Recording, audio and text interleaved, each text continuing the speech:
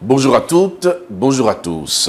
Jamais discours sur l'état de la nation n'aura suscité autant d'avalanches de réactions dans un camp politique comme dans l'autre, et même au sein des populations.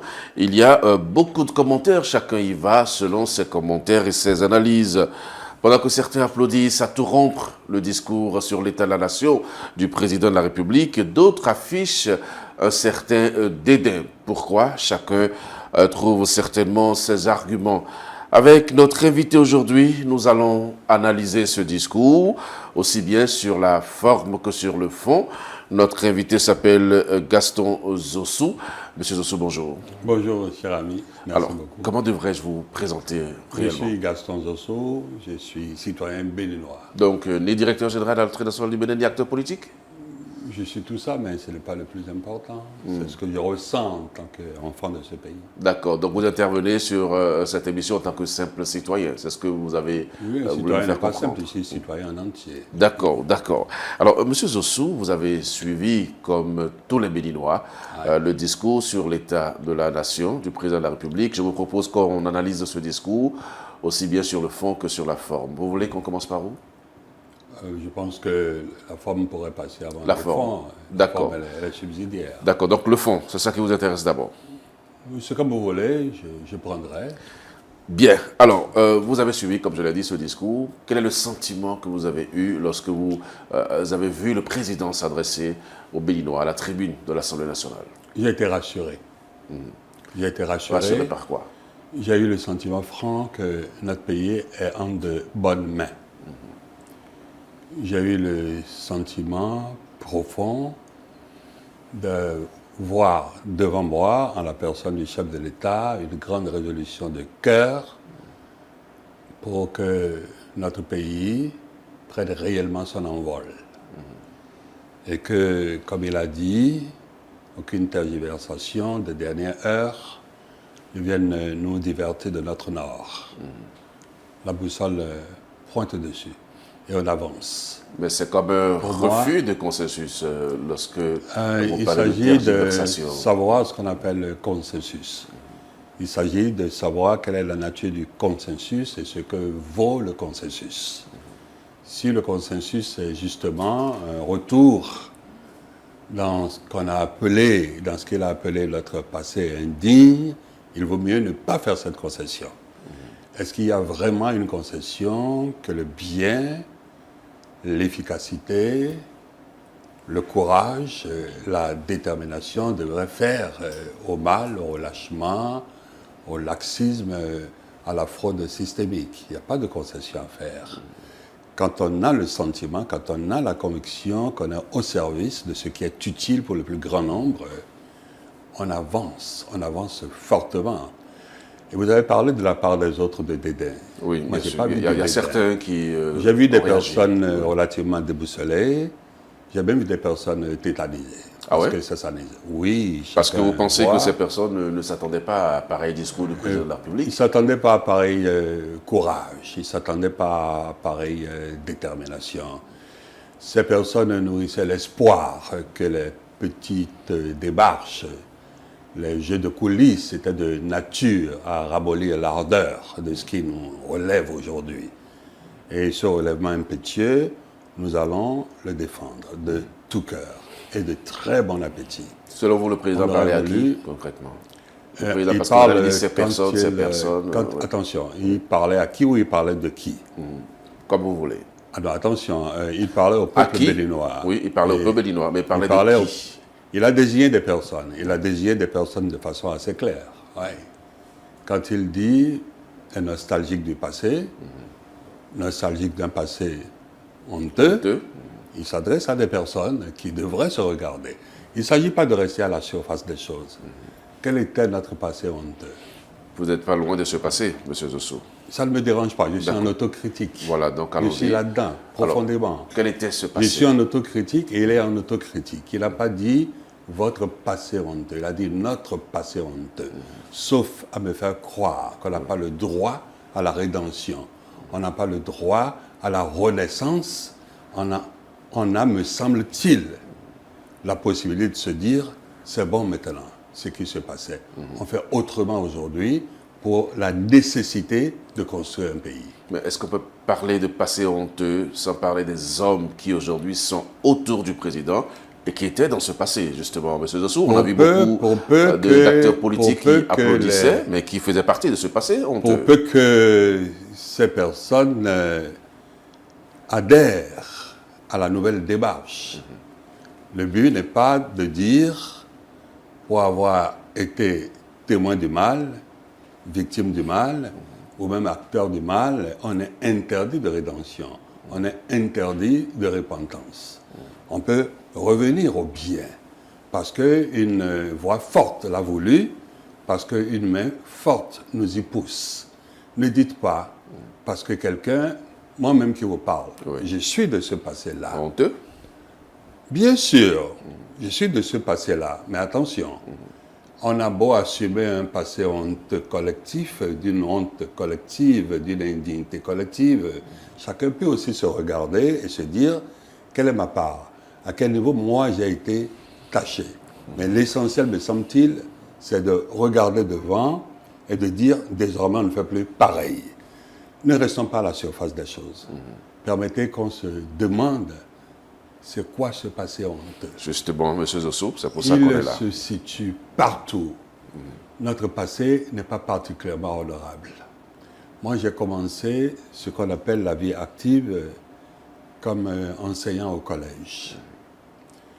J'ai vu des choses extraordinaires en ces années-là et je ne les impute même pas à l'état FCBE. Il est antérieur à l'état FCBE. Moi, mes premiers pas dans la vie active. On pouvait, parce qu'il y a une bourse venue de l'étranger qu'on a destinée à un enfant particulier, faire attendre la bourse le temps que l'enfant arrive en classe terminale, parce qu'il était encore en seconde. Et quand il arrive finalement en classe terminale et qu'on veut lui faire passer le baccalauréat, on composait l'équipe de surveillance pour l'aider. Je le dis parce que ce sont des choses que j'ai vécues. J'ai surveillé un examen que nous surveillions au collège de 8h à midi, mais j'ai été déplacé à 10h. J'ai demandé à mes aînés, mais écoutez, dans le centre, personne n'a été déplacé à 10h. Pourquoi moi, j'ai été déplacé? On m'a répondu qu'il fallait un professeur de mathématiques pour assister un enfant particulier. Quand j'ai raconté ces histoires, j'ai eu beaucoup de témoignages. C'est ça le passé honteux. Le passé honteux, c'est quand, en 2016, j'ai vu et vous avez vu, et les images sont passées partout, des hordes se précipiter à la présidence de la République, sur haut lieu de dignité pour aller chercher de l'argent et voter pour un candidat. C'est ça le passé honteux. Le passé honteux, c'est quand on a pris de l'argent public par dizaines de milliards pour construire la maison du peuple, où se réunissent les représentants du peuple, l'Assemblée nationale, et qu'on a été obligé, quelques années après, de le démolir. Oui, mais sur ce dossier particulièrement, M. Zossou, on a démoli sans que la justice nous dise clairement qui était responsable. Si vous avez des critiques à faire à la justice ou des exhortations à la critique... Non, je vous rappelle ça, vous le savez très bien. Je suis d'accord, je prends. Oui. Mais si vous avez des critiques, faites vos critiques. La parole, elle est libre. Le passé honteux, quand on en parle, on est essoufflé. Le passé honteux, c'est quand le chef de l'État pouvait dire « Je vais faire venir les miens du Bénin profond et ils vont s'affronter ». Le passé honteux, c'est quand le chef de l'État peut dire « Je mettrai le pays à feu et à sang ». Le passé honteux, c'est aussi quand on a tiré à bout portant sur des citoyens. Vous voulez qu'on en parle en profondeur? Ça aussi, c'est le passé honteux, M. Zossou. Est-ce que vous voudrez qu'on en parle en profondeur? Vous donnez des exemples, donc on donne tous ensemble des exemples. Oui, attention. Oui. Je voudrais faire la différence entre les exemples avec un contenu et les insinuations. D'accord. Les insinuations ont pour avantage, pour celui qui en fait, de dire des choses, d'avoir des effets, sans s'assurer du contenu réel de la chose. D'accord. Vous voulez qu'on parle de ceci? Si vous voulez, bien sûr, parce qu'on ne vous a jamais entendu vous prononcer sur ça, donc c'est l'occasion. Très bien, oui. Merci beaucoup. Chacun sait là où il était ce 1er mai 2019. Et moi, je sais où j'étais. Ce jour-là, c'est avec qui j'ai fait beaucoup de marches et des personnes qui ne nous cédaient jamais la place de la tête de la marche, n'étaient pas dans les marches ce jour-là, ce 1er mai. Ils étaient à l'étage quelque part, autour de boissons fraîches, et faisaient manipuler des bouteilles d'essence aux enfants des autres. Ce que vous dites là... Vous me permettez de... Je vous permets, mais ce que vous dites là, vous n'avez pas d'éléments de preuve pour le dire, M. Zosso. Je vais parler, et puis vous allez faire le procès après. D'accord, allez-y. Je vous laisse parler. Oui. Je dis que ces personnes-là, de notre passé honteux, étaient à l'étage, quelque part, autour de boissons fraîches, et faisaient manipuler de l'essence, des cocktails Molotov aux enfants des autres.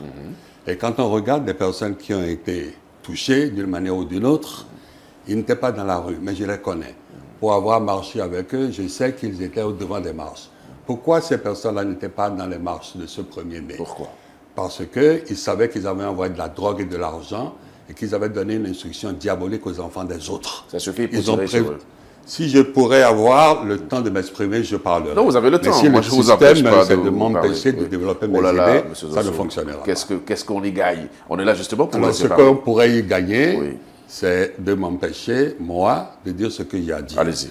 Moi, je considère que ce qui s'est passé ce 1er mai est un acte criminel de cette opposition-là. Pourquoi n'était-elle pas dans la rue, devant les marches? Pourquoi est-ce qu'on a envoyé les enfants des autres entrer à la présidence de la République, sachant très bien qu'ils n'y parviendront pas, qu'il y aurait du sang, parce qu'on les arrêtera? Tu ne peux pas entrer au Vatican contre la volonté de la garde suisse. Ils savaient très bien.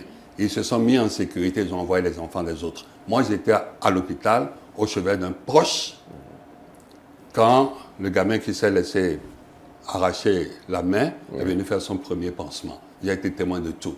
Ils ont même empêché les parents de malades sortir pour aller chercher des médicaments. Ils ont empêché les malades d'entrer à l'hôpital. Ils ont essayé d'ameuter l'intérieur de l'hôpital pour que les soignants désertent les malades dans les lits. C'était un crime qui se commettait qu'on a dû arrêter. En tirant. Et si, de toute façon, si on ne tirait pas, on tirerait plus longtemps et il y aurait eu certainement beaucoup plus de victimes. Quand des personnes cyniques, pour protéger leurs vieux jours, envoient les enfants des autres à la mort, on trouve la solution. Et on a trouvé la solution. On n'a pas tiré sur les personnes. Vous voulez qu'on aille en profondeur, vraiment? Non, c'est ce que vous faites déjà. Très bien. Mais Donnez-moi on risque quand même de s'éloigner de notre Je préfère qu'on s'en sujet. éloigne Oui. parce qu'une insinuation doit être tirée au clair. D'accord, allez-y. Oui. Alors, ce 1er mai 2019, j'étais chez moi dans l'après-midi. Mes collègues de la Loterie nationale m'invitaient, me demandaient de les rejoindre dans une salle de fête pour qu'on fête le 1er mai. Je résistais. Je ne voulais pas, j'étais velléitaire. Je ne me sentais pas bien. À un moment donné, sous leur insistance, j'ai décidé d'y aller. Et j'ai décidé de prendre mon téléphone. Je demande à mon épouse, aide-moi à trouver mon téléphone. Elle se redresse pour prendre son téléphone. Elle retombe. Qu'est-ce qui ne va pas? Elle dit, je me sens mal. Je prends le tensiomètre, ça affiche erreur, une première fois. Deuxième fois, erreur. J'incrimine les piles. J'envoie un enfant chercher les piles dans le voisinage. Mais en temps, j'ai essayé le tensiomètre sur moi. Et ça a marché. J'étais en surtension. Et elle me dit, quand ça va arriver, dispose de ma dépouille comme tu entends. Je dis, pourquoi tu dis ça? Elle me dit, je suis médecin. Et c'est le cas. J'ai dit, non, donne-moi le numéro du cardiologue. J'ai fouillé, parce qu'elle ne voulait pas fouiller. J'ai appelé le cardiologue. Il s'appelle Olivier Aconresso. Excusez mon émotion. Ça se Je l'ai remarque porté, clairement, oui. je l'ai porté, on est descendu. On est allé à Idiado. Il a déposé le cardiologue cet appareil et m'a dit que c'était une question de 5 minutes. Que son cœur allait être décompensé, c'est le verbe qu'il a utilisé. Il m'a dit de laisser notre voiture là. Et moi, j'ai tenu mon épouse derrière. Il a fait l'ambulancier ce jour-là. Je répète, Olivier Agoresso. Il a contourné les feux, allumés par les voyous, les criminels, pour nous empêcher d'arriver à l'hôpital. Les feux de pneus, pour brûler les pneus et pour empêcher les malades d'atteindre l'hôpital. Quand j'ai atteint l'hôpital et qu'on cherchait la veine de mon épouse et que j'ai appelé les enfants, l'hôpital était déjà barricadé pour que les malades n'arrivent pas et pour qu'on ne sorte pas chercher des malades. C'est pour ça que moi, Je tiens ceux qui ont organisé ça pour des criminels qui doivent être poursuivis et punis. D'accord. Et ils en ont l'habitude. Ils ne savent pas, toutes les fois qu'ils ont bloqué la voie à Tchaourou, à Kilibor, combien d'ambulances ils ont piégées, combien de femmes en travail ils ont tuées, combien de souffrances fétales ils ont provoquées et combien de morts ils ont provoquées. C'est justement ce qu'on a appelé les nostalgiques du passé, honteux, et qu'on a appelé des personnes incompétentes et mal intentionnées. La mauvaise intention, c'est de créer la zizanie. Vous avez vu comme moi, une camionnette entière de cartouches rouges circuler. Et si on a disposé de ça, c'est parce qu'il y a eu un accident et qu'on a pu voir ça. Est-ce que vous pensez qu'un pays est tenu quand on fait circuler des munitions de cette manière-là? Non. Je pense que des personnes souffrent terriblement du bien qui se fait aujourd'hui parce qu'ils veulent retourner aux mamelles. D'accord. Monsieur Zassou, je vous ai laissé parler maintenant. Vous êtes librement exprimé. Je me suis exprimé, on peut continuer. Donc, mon intention n'était pas justement de vous empêcher de parler. J'ai pensé qu'il était prudent de ma part de négocier ça. Ceci dit, le président de la République aussi a dit clairement que le Bénin est en marche et que c'est devenu irréversible. Ouais. Le développement en marche. C'est votre sentiment? C'est mon aspiration. C'est le haut sommet de mes aspirations. J'ai vu ce que j'appellerais l'embryon de notre industrialisation à Glodibé. Je voudrais l'épanouissement absolu de cette industrialisation. Je voudrais 3 Glodibé bien situés dans notre pays. Je suis allé chercher sur Internet combien de personnes travaillent dans le textile au Bangladesh qui ne produit pas une fibre de coton. Oui. C'est 3 millions. On va faire 1 million là, on en fera 1 million ailleurs et peut-être un autre million ailleurs. On va atteindre le plein emploi. La politique, ce n'est pas de la contemplation. La politique, ce n'est pas venir s'engraisser. C'est regarder les problèmes, c'est chercher les solutions. C'est utiliser ça pour trouver les solutions aux problèmes et c'est utiliser ça pour aimer les autres et éprouver le besoin de régler leurs problèmes. Quelqu'un dit que la politique est le champ le plus vaste de la charité. Il a ajouté, parce que c'était un pape de la charité chrétienne. Je pourrais dire que la politique, c'est le champ le plus vaste de la zakat aussi. C'est le point à partir duquel on règle les problèmes. C'est de la politique qu'on éduque les enfants, qu'on soigne les malades, qu'on nous protège des épidémies. Aujourd'hui, c'est un spectacle commun, M. Abalo, de voir un policier aider un enfant à traverser, aider une vieille personne à traverser. Ce n'est pas spontané, ça a été fait par des personnes. Ce sont des personnes qui ont réuni de l'argent, qui ont recruté des jeunes gens, qui les ont formés, qui les ont éduqués, qui les ont habillés, qui les ont mis sous les ordres d'officiers pour sécuriser des enfants. Le spectacle, il est merveilleux. S'ils le font 1 an, 2 ans, 5 ans, 10 ans, ce ne sera pas leur travail, ce sera leur habitude, ce sera leur réflexe, ce sera notre culture. Laissons-nous humaniser. Laissons-nous humaniser. Parce que ces enfants-là, que la police assiste, reçoivent tout au fond de leur cœur la semence du sentiment d'appartenance. Je suis béninois, j'importe pour l'État. Je saurai lui retourner l'ascenseur quand demain je serai un acteur. D'accord. Il semble qu'il vaut mieux laisser faire. Et quand on ne sait pas faire, quand on n'a pas su faire, il faut avoir l'humilité de se calmer un tout petit peu. Vous voulez dire que vous n'avez pas su faire à votre époque? Je veux dire que du temps où j'ai été le plus actif et le plus impliqué en politique, on n'a pas pu faire. Et je peux en parler jusqu'à demain matin. Donc en fait, nous étions surpris. Oui, allez-y.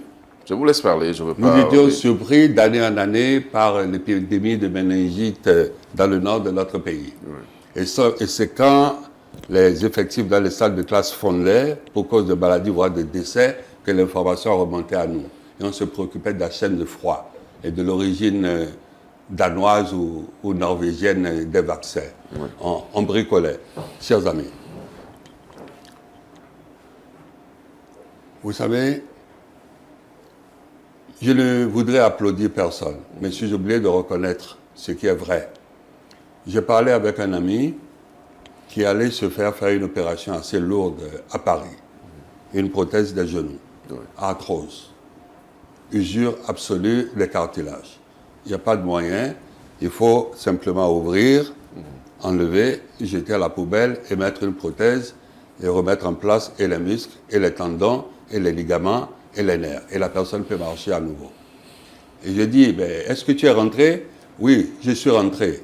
Mais tu sais, le médecin qui m'a opéré à Paris, il rentre 2 jours après moi. Il va travailler à Calavi, à l'hôpital international de Calavi. Le chic. Cela voudrait dire le chic. Cela voudrait dire qu'on peut rêver demain, après-demain, que toutes les personnes qui ont mal là pourraient être soignées à Calavi, avec le même plateau technique, avec la même ingénierie, avec la même conscience. Cela voudrait dire que nos médecins, jeunes et moins jeunes, pourraient prendre la main pour qu'on ait l'autonomie demain. Je suis tombé sur l'exemple. On pourrait opérer parfaitement une hernie discale. On pourrait parfaitement opérer une cataracte. On pourrait contrôler un glaucome. On pourrait stabiliser la glycémie. Nous sommes en phase de redressement. Mais il se fait que toutes les fois que les astres s'alignent pour le bien, ce que moi j'appelle le démon, dans ma pensée judéo-chrétienne, s'en mêle. Notre devoir, c'est de garder le mal loin et de poursuivre notre relèvement. Est-ce que vous ne donnez pas le sentiment, comme le président l'a donné d'ailleurs, d'une trop grande autosatisfaction, M. Zossou, parce que tout n'est pas si rose dans le pays lorsque on analyse sur un certain nombre de plans. Beaucoup ont reproché au président d'avoir été trop satisfait, mais trop satisfait de ce qui a été fait. Est-ce que les choses qu'il a évoquées étaient de la fiction? Est-ce qu'il a parlé de choses qu'on ne peut pas voir des yeux ou qu'on ne peut pas toucher? Est-ce que si je parle aujourd'hui, moi, des infrastructures sportives, si je parle de 22 stades omnisports dans notre pays, construits en 4 ans, contre peut-être 1,5 réfectionné en 40 ans, je suis dans le vrai. Et si moi j'ai dit aujourd'hui que c'est la toute première fois qu'il y a des infrastructures marchandes dignes de ce nom pour la dignité de nos épouses, de nos sœurs, de nos filles, que la toute première fois on est en train d'en faire, est-ce que cela est vrai? Naturellement, les schizophrènes de chroniqueurs au service pourraient dire des baraques métalliques. Ils sont dans le déni. Allez-y. Je vais assumer très certainement les propos que je tiens.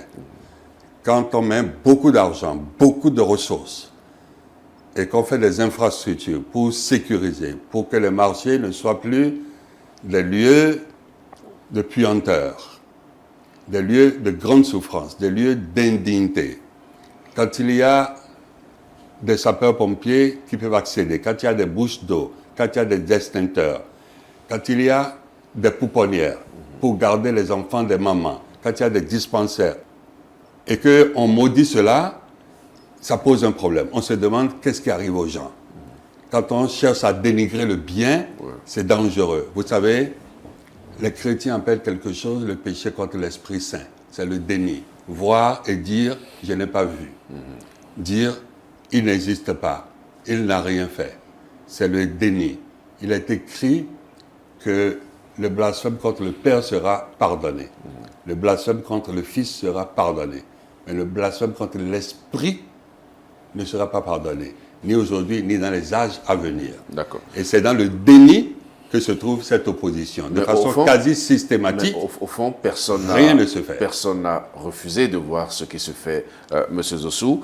L'opposition parle justement des coûts, parce que, oui, des infrastructures ont été réalisées, mais personne ne sait à quel coût.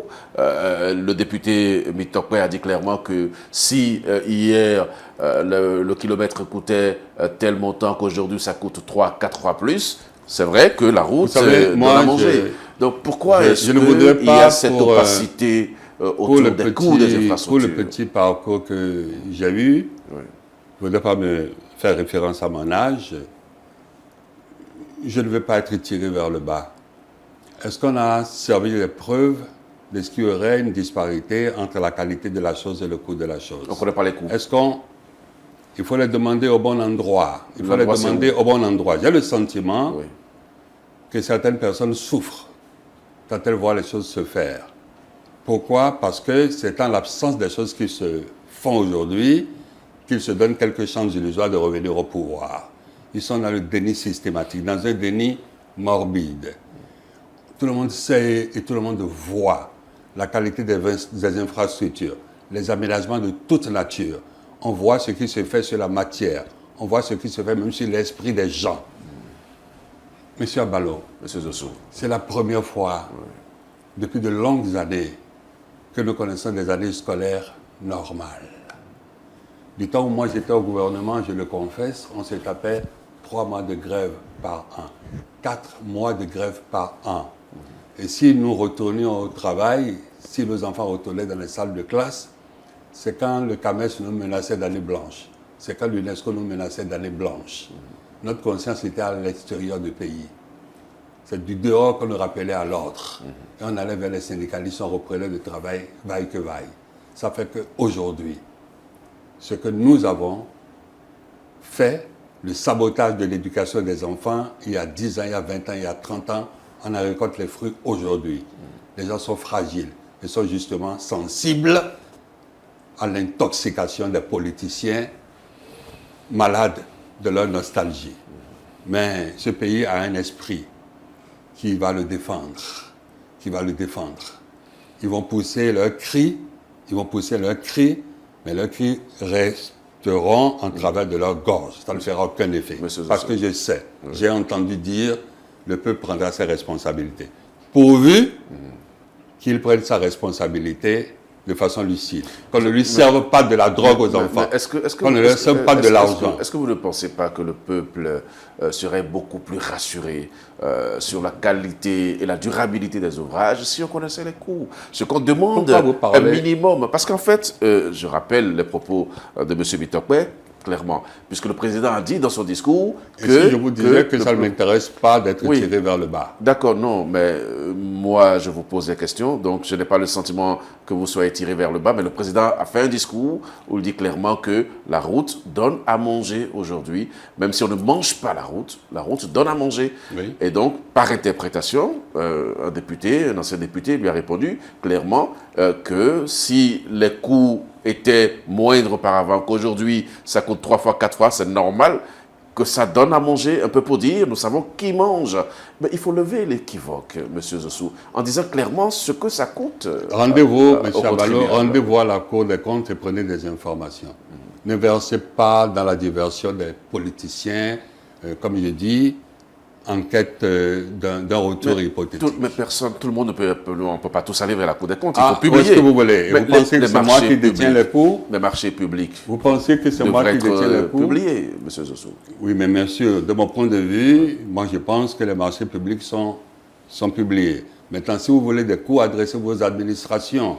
Ne demandez pas une chose comme ça à un citoyen comme moi. Vous refusez de répondre à ma question, simplement. Parce que je n'ai pas les informations de cours. Je ne les ai pas non plus. D'accord. Je ne les ai pas. Je ne suis pas à la Cour des comptes. D'accord. Donc la route donne à manger aujourd'hui. Moi, je ne dirais pas seulement que la route donne à manger. Et la route, c'est comme l'appareil circulatoire. Oui. Le jour, il n'y en aura pas, le corps tombe. On sait très bien. C'est le besoin morbide de dénigrement qui fait inventer des concepts comme la route ne donne pas à manger. C'est une grande stupidité. C'est un chef-d'œuvre de bêtise que de dire que la route ne donne pas à manger. Si le paysan produit à Banikwara, à Tangueta ou à Dobo, du maïs, du riz ou de l'iambe, et que ces denrées-là devraient rester sur place parce qu'on ne peut pas les évacuer, on comprendra bien qu'il n'y a pas d'économie. La route est l'appareil circulatoire de l'économie. Tout le monde le sait de bon sens. Et les bénéficiaires réels le savent. Mais j'ai peur que les politiciens ne soient contre les routes. Parce que l'autre stratum à eux, c'est le mécontentement des satisfactions. On m'a parlé, je n'ai pas eu la grâce de voir encore, mais je l'ai connu dans le passé. La route qui relie Natitengu à Bokumbe. Il paraît que c'est une œuvre, c'est un chef-d'œuvre, je dirais, infrastructurel et même architectural. Ce qu'on a pu faire disons, dans ce relief est très accidenté. Ce qu'on a pu faire est quelque chose d'exceptionnel. Il vaut mieux saluer le bien que de maudire le bien. La malédiction du bien, c'est la pire des choses. D'accord. Alors, il y a toujours dans les réactions, parce que je vous ai dit, il y a une flopée de réactions. Le président du parti, enfin, je veux dire de la résistance, a dit clairement... Oui, allez-y. Je veux dire, M. Candida Zanaï, pour ne pas le nommer, a dit clairement que c'était un anti-message du président de la République à la nation, une rhétorique en trompe-l'œil. Voilà le terme qu'il a utilisé. Merci beaucoup. Moi, je me concentre. Oui. Anti-message, je ne comprends pas ce que cela voudrait dire. Je mettrais ça dans beaucoup d'autres langues, je ne le comprends pas. Ceci a une table, je ne sais pas c'est quoi l'antitable. Ceci a un pot de fleurs, on ne sait pas c'est quoi un anti-pot de fleurs. Et on dit anti pour une pensée, pour une idéologie, pour une... Voilà, c'est peut-être pour dire que ce n'est pas un message. Très bien, alors disons, ce n'est pas un message. Ce serait bien plus accessible et un peu moins philosophique et je pourrais dire que pour moi c'est un message. Alors si ce n'est pas un message et que ce n'est pas non plus le silence, tous ceux qui réagissent, comme vous en parlez, pour en dire du bien ou pour en dire du mal, sont aussi, disons, dans un univers surréaliste, puisque vous dites finalement que ce n'est pas un message. À quoi réagissons-nous? Pourquoi me faites-vous l'honneur de me recevoir? Pour que vous réagissiez. À l'anti-message. Parce que pour vous, c'est un message. Parce que pour moi, c'est un message. Mais vous dites qu'il est dit que c'est un anti-message. Et je vous demande votre avis par rapport à cette moi, position. je pense que c'est un message fort et clair, un message clair et fort, passablement dissuasif. D'accord. Alors, quand on écoute le président de la République, comme vous l'avez écouté certainement, lorsqu'il dit qu'il n'y aura pas de supplication qui l'amène à fléchir, que même les râlements ne l'amèneront pas à fléchir, et que seul le Bénin compte, est-ce que ça ne donne pas le sentiment du refus du président de la République d'un dialogue avec Est-ce qu'il est vrai que seul l'avenir de nos enfants compte? Est-ce qu'il est vrai que seul l'avenir de nos petits-enfants compte? Est-ce qu'il est finalement vrai que seul le Bénin compte? Est-ce que c'est clair dans notre esprit à tous que seul le Bénin compte? Que nos carrières de politiciens ne sont rien par rapport à ce dont il s'agit. Et si justement quelqu'un n'a pas la capacité, parce que ça ne lui est pas donné, de sentir les problèmes des autres et de ne voir que sa propre carrière de politicien, on comprend bien qu'on ne sera pas d'accord. C'est vrai que seul le Bénin compte. Et quand on dit le Bénin, ce n'est pas de la fiction, ce n'est pas une chose irréelle. Ce qui compte, ce sont les enfants d'ici. Comment ils vivent demain, où est-ce qu'ils dorment demain, comment ils se déplacent demain, comment on les soigne demain, quelles instructions ils ont aujourd'hui, c'est le combat qui est en train d'être fait. Et il est en train d'être fait avec une force totale. Je peux, cher ami?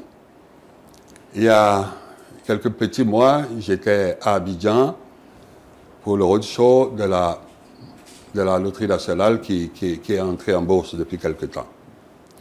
Et j'ai rencontré un haut fonctionnaire, un haut cadre de la bourse. Je m'abstiens de le nommer parce qu'il ne m'a pas autorisé à parler de lui. Et il parlait de mon pays, il parlait de la gouvernance de mon pays, il parlait du chef de mon pays. Il en parlait avec vénération. J'en ai eu une belle montée de larmes. Je l'ai remercié, je suis rentré à l'hôtel. Et le diable m'a poussé à mettre en marche mon iPad.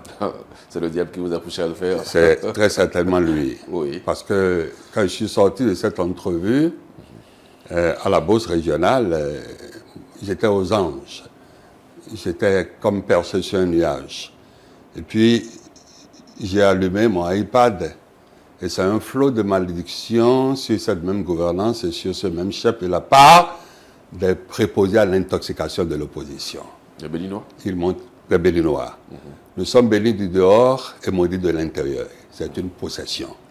Nous sommes bénis du dehors et maudits de l'intérieur, mais pas des gens au service, pas des gens au service, pas des personnes mandatées pour salir, pour maudire. Mandaté par qui? Maintenant, le mandat, pas votre opposition. Et ceux qui adressent leurs prières au diable seront exaucés. Et le peuple sera épargné. C'est ma conviction. Et quand vous avez pris votre iPad, qu'est-ce que vous avez remarqué? Ça vous a donné le sentiment d'avoir un Bénin, comme vous l'avez dit, béni de l'extérieur, maudit de l'intérieur? Bien sûr, c'est le contraste qui m'a impressionné, qui m'a fortement impressionné. Ça m'a même enlevé le repos. Attention, ce ne sont pas les malédictions de l'intérieur, hein? C'est le contraste. C'est le fait que j'ai vu des Ivoiriens, des Guinéens, des Togolais dire « Mon Dieu, oh, ce qui se passe dans votre pays, mon Dieu, si vous pouviez nous le louer pour quelque temps, ah, ce serait bien pour nous. » Quand vous avez entendu ça, et que peut-être par naïveté, vous vous êtes laissé émouvoir, et que vous rentrez dans votre hôtel et sur votre iPad, ce sont des Béninois, oui, j'ai bien dit des préposés à l'intoxication. dire des malédictions, vous dites, mais qu'est-ce qui nous arrive?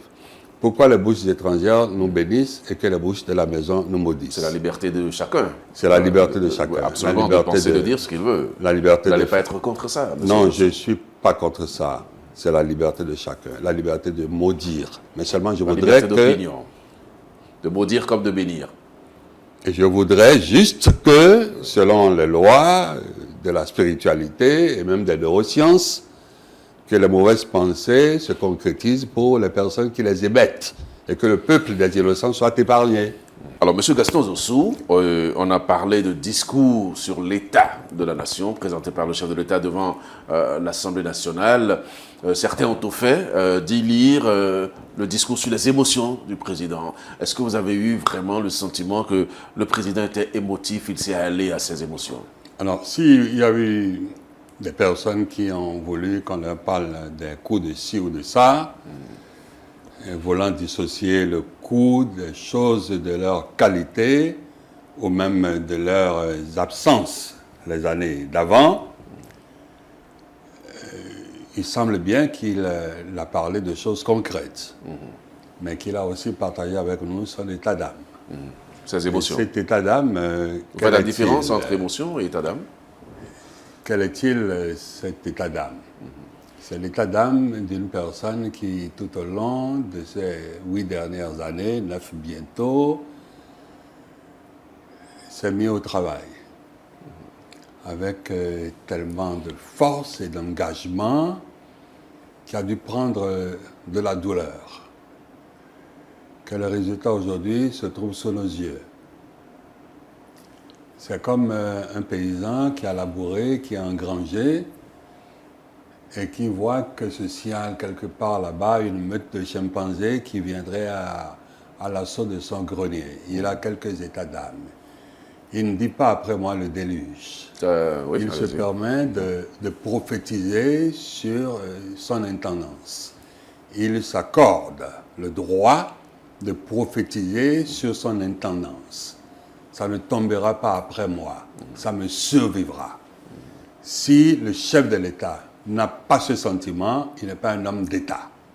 S'il n'a pas le sentiment que son œuvre lui survivra, et s'il ne s'autorise pas à prophétiser de façon positive, utile et bienveillante sur son pays, il ne serait pas digne de nous diriger. Il est écrit, vous sera fait selon votre foi. Si nous sommes nombreux à dire que le Bénin grandira, rayonnera et donnera du bonheur à ses enfants, il en sera ainsi. Mais si nous laissons nos voix se laisser couvrir, si nous laissons nos voix couvrir par ceux qui ont pour métier de maudire, d'adresser leurs prières au diable, ce n'est pas bon pour nous. Est-ce que c'est Est-ce que c'est un sentiment de peur ou de crainte de ne pas voir son œuvre se perpétuer? C'est un sentiment de prévoyance. C'est un sentiment de prévoyance. Excusez-moi, la comparaison serait très prétentieuse de ma part. Cette maison m'a été confiée depuis bientôt 9 ans. Oui. Vous pensez que je serais heureux si dans 2 ans, 3 ans, 5 ans, Dieu m'accordait la vie et que je la voyais s'effondrer, le titre qui est en bourse, qui aujourd'hui est monté à 5100 francs, est descendu à 2000 francs, je serais malheureux.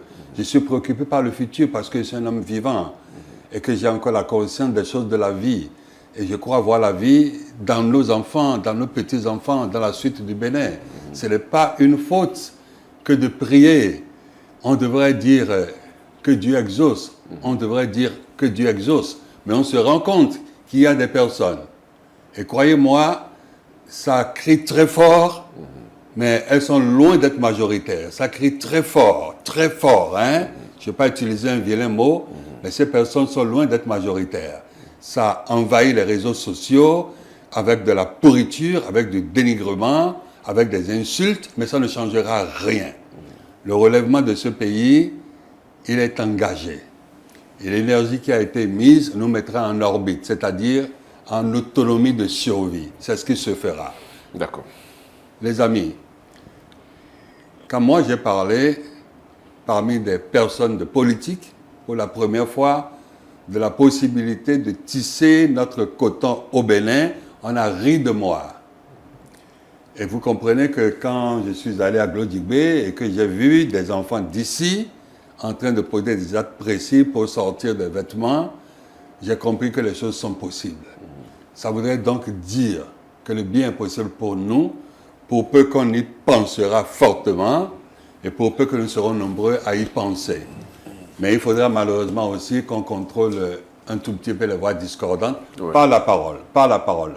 Nous, on ne sait pas faire dans la violence brute. D'accord. Mais on fera dans la prévention de la violence. Mais ce pays a quand même besoin de paix, hein, de stabilité. Ce pays a besoin que ses fils se parlent, s'entendent pour son développement. Le sentiment qui ressort, un sentiment partagé peut-être par certains et par d'autres, le sentiment qui ressort, c'est que justement, le président n'a pas envie de faire de compromis. Il l'a dit clairement.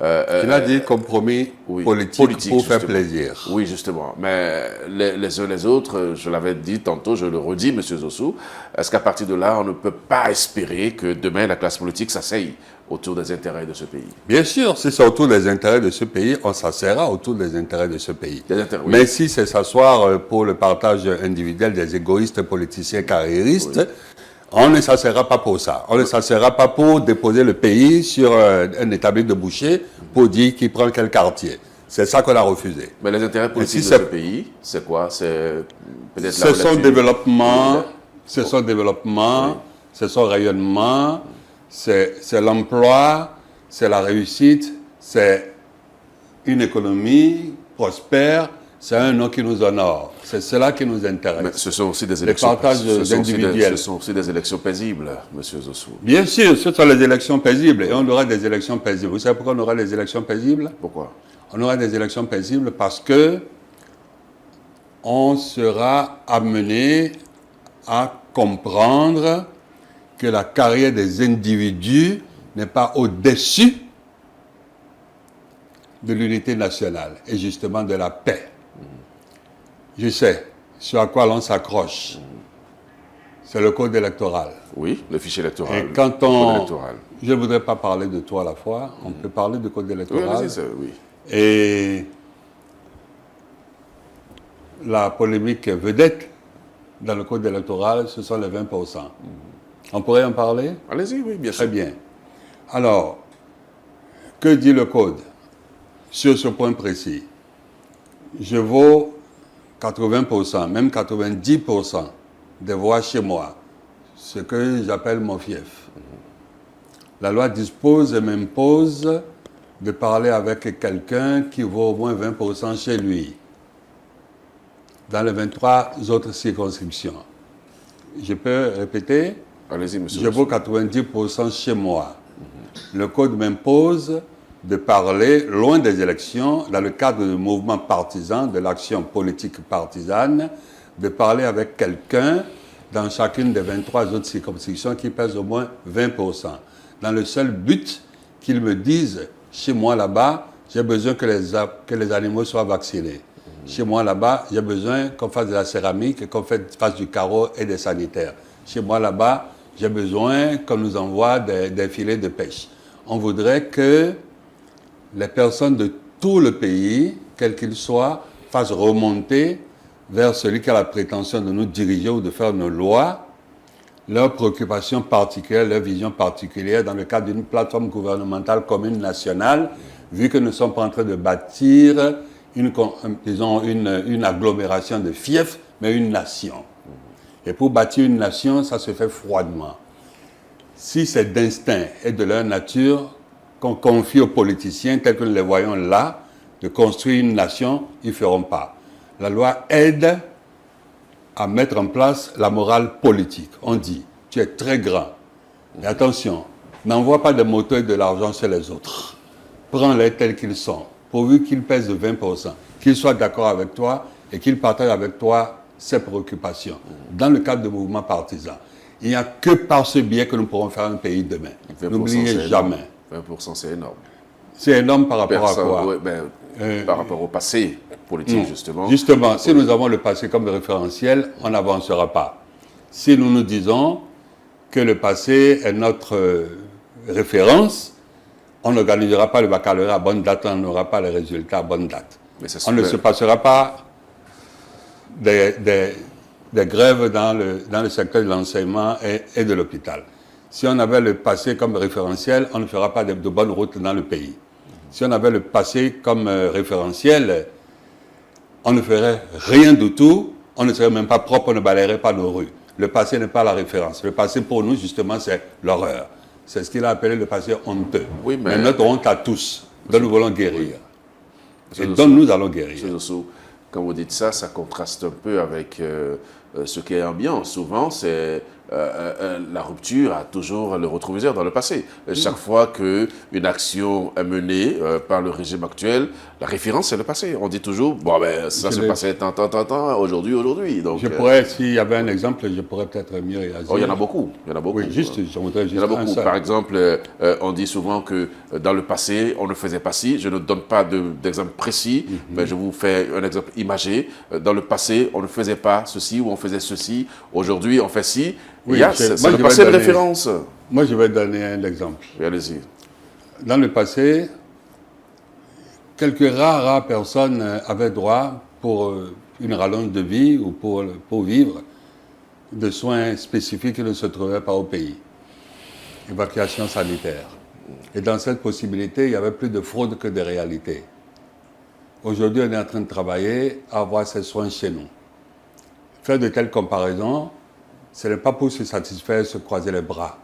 C'est justement pour avoir le minimum d'enthousiasme qu'il faut avoir pour pouvoir construire, pour pouvoir continuer le chemin. Si moi j'ai dit aujourd'hui qu'on connaît déjà à ce jour la date et du CEPE et du BEPC et du baccalauréat à venir, c'est un progrès par rapport au passé. Ce n'est pas mauvais pour moi de mesurer ce passé-là. Partout dans les administrations, dans les entreprises privées, on fait des diagrammes pour voir si on est en train de monter, si on est venu en plateau ou si on est en train de descendre. La référence au passé, ce serait pour nous qui avons eu un passé plutôt peu honorable, de nous en éloigner par le travail, avec une main forte et des cœurs résolus. Et j'insiste pour dire que si le but, c'est de se réunir pour faire un Bénin plus solide, plus prospère, plus rayonnant, plus à même de s'occuper de ses enfants, on est prêt à se réunir. Mais si le but, c'est de se réunir pour voir qui prend quel quartier, qui prend la tête, qui prend la patte avant, qui prend la patte à droite, il n'est pas bien de se réunir pour ça. Parce que notre pays ne mérite pas ça. Je dirais surtout que nos enfants ne méritent pas ça. Mais si c'est pour se réunir et avoir des règles équitables de participation aux échéances électorales. Il s'agit de règles équitables. Toutes les règles qui sont appliquées à tous sont équitables. Si j'indique une règle, là tout de suite, dans cette salle-là, qui n'est applicable qu'à vous et pas à moi, ça pourrait être inéquitable. Mais si la règle qui m'est imposée à moi-même vous est appliquée, ou celle que je vous impose m'est aussi opposée, il n'y a plus d'équité. S'il fait chaud dans cette salle, on aura tous l'inconfort. S'il fait trop froid, on aura tous l'inconfort. Il s'agit d'avoir le courage, je dirais même l'humilité, d'aller vers les acteurs politiques, je dirais moyens, dans chacune de nos zones. Viens avec moi, tu es vice-président, tu parles, tu dis tes problèmes maintenant. Sinon, qu'est-ce qui va se passer? Moi, je prends le pouvoir d'une manière ou d'une autre. Entre les deux tours, je te dis, je te donne combien de directeurs généraux et combien de ministres et combien de têtes d'institutions. Et on fait du marchandage, justement. Notre pays et son passé honteux, c'est celui du marchandage. Aujourd'hui, on veut faire de la politique au niveau des partis politiques. Et on veut élaborer les projets politiques, les projets de société à froid, loin des élections, dans des alliances qui sont antérieures aux enjeux électoraux. Et il n'y a pas un autre moyen pour faire un pays. C'est le seul dont nous disposons pour des personnes qui n'ont pas délégué à autrui la réflexion sur leurs propres problèmes. D'accord. Le président de la République a reconnu au moins que sur un plan, notamment sur le plan du terrorisme, il y a encore fort à faire pour endiguer ce phénomène. Et j'y vois plutôt de l'honnêteté. Il n'a pas dit que tout est rose. Il a dit, nous sommes en marche. Nous sommes en train de régler nos problèmes les uns après les autres. Il y en a que nous avons assez bien réglés, mais qu'on pourrait encore mieux régler. Mais il y en a un qui nous paraît coriace, et puis il a indiqué celui-là. Et celui-là aussi, on y fera face. Et pour y faire face, il faut qu'on se tienne ensemble. Il ne faut pas justement que des Béninois, apatrides, prennent le parti de l'ennemi. Et on y veillera, on se parlera. Ce qu'on ne fera pas, ce sont les concessions morbides. Celles qui se feront au détriment de l'avenir du pays, celles qui se feront au détriment des enfants du pays et des enfants du pays. On ne fera pas ces concessions-là. En tout cas, on ne les fera pas en état de lucidité. D'accord. Tout au moins, on ne les fera pas de façon consentante. On résistera au mal. Vous savez, chers amis, je ne sais pas si c'est opportun. Moi, je dirige cette maison. J'ai demandé à une personne responsable des ressources humaines, dis-moi, combien d'enfants passent ici comme stagiaires avant qu'on en recrute un seul? C'est concentré, il dit, je vais voir mes papiers, mais je pense qu'il en passe 100 avant qu'on en recrute un. C'est le ratio, ça. C'est-à-dire, 100 passent, les 100 aspirent à une position ici, à cette lumière dans son cœur, à cette lumière dans sa famille, pour qu'on puisse en prendre un seul. Qu'est-ce que nous devons faire? Au lieu que ce soit 100, que ça descende un jour à 75, et puis un jour à 50, et puis à 25. C'est pas fou de rêver de plein emploi. Alors c'est ça, travailler. Pour moi, travailler, c'est être sensible aux problèmes, ne pas les contempler, mais les adresser. Poser des actes pour que demain, la taille du mal diminue et que ce qui est bien croisse. Et c'est à cela, me semble-t-il, c'est mon point de vue, que ceux qui nous dirigent aujourd'hui démantèlent leur santé. Et c'est très dur pour eux de s'entendre dire des insanités. Quelle sera votre conclusion sur cet entretien, M. Zossou? Je voudrais vous remercier du fond du cœur de m'avoir donné l'opportunité. J'éprouvais le besoin de me mêler de ce qui me concerne. Oh, ça aussi, ça concerne la nation. Les Béninois sont heureux de savoir ce que vous pensez du discours à la nation du chef de l'État, surtout que... Oui, je le dis et c'est évident. Le discours m'a rassuré. Je pense que je l'ai écouté une bonne quinzaine de fois. Parce que j'ai voulu être sûr que c'est bien ce que j'ai entendu. Vous êtes sûr maintenant? À savoir, oui, je suis sûr. À savoir qu'on avance toujours. Et je n'ai pas dit que autour de moi, tout le monde serait objectif. Non. Mais les gens avec qui moi je parle, moi personnellement, avec le risque de me tromper, on peut me flatter, les gens sont plutôt ravis. Il n'y a que... Vous parlez avec des gens de quelle classe, la classe sociale? Pardon? Vous parlez avec des gens de quelle classe sociale? Ah, je parle avec les plus modestes. Vous savez, cette position-ci, on parle avec les très très modestes. D'accord. Je ne suis pas dans les hautes sphères. C'est eux qui vous rassurent? Les personnes me rassurent. Et là, on est sûr qu'on ne sera pas trahi. Parce qu'il a pris l'engagement solennel que nous serons défendus, que le chantier qui est engagé va se poursuivre. Qu'est-ce que vous voulez qu'on fasse? C'est comme si on n'est pas ensemble ici. Écoutez, vous savez, le 24 dernier, je devais faire une course pour la famille. Je devais aller à Porto-Novo, aller-retour Cotonou-Porto-Novo, le 24. À quelques heures du pèlerinage de l'église cristalline céleste. Toutes les personnes à qui j'ai dit je vais à Porto-Novo en aller-retour m'ont dit non, n'essaye pas. C'est pas possible. C'est impossible. On sait tout ça. Alors, j'ai pris la route parce que j'ai la foi. On n'a pas donné un seul coup de frein. La route était dégagée. Parce que ceux qui savent faire ont relié la grande route au point de pèlerinage et ont organisé les pèlerins pour que la route ne soit pas encombrée. Et là encore, malheureusement, je l'ai comparé au passé. Au passé, c'est 2 jours avant qu'on s'abstient de prendre la route. Ils savent faire.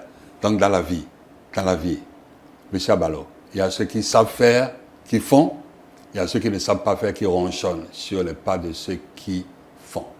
Et c'est ce que nous vivons. Que Dieu adoucisse le cœur de chacun et préserve notre pays. Merci beaucoup, M. Merci Sossou. Merci pour ces minutes consacrées justement au décryptage du discours sur l'état de la nation présenté par le chef de l'État récemment devant la représentation nationale. Chers amis téléspectateurs de Eden Télévision, auditeurs de Diaspora FM, merci pour votre aimable attention. M. Sossou l'a promis, chaque fois que le besoin se fera sentir, eh bien, il nous accordera la possibilité, l'opportunité de l'écouter sur les faits saillants de l'actualité nationale. Merci à chacun et à tous et bonne suite de programme sur nos antennes. Merci. Merci à vous. Merci.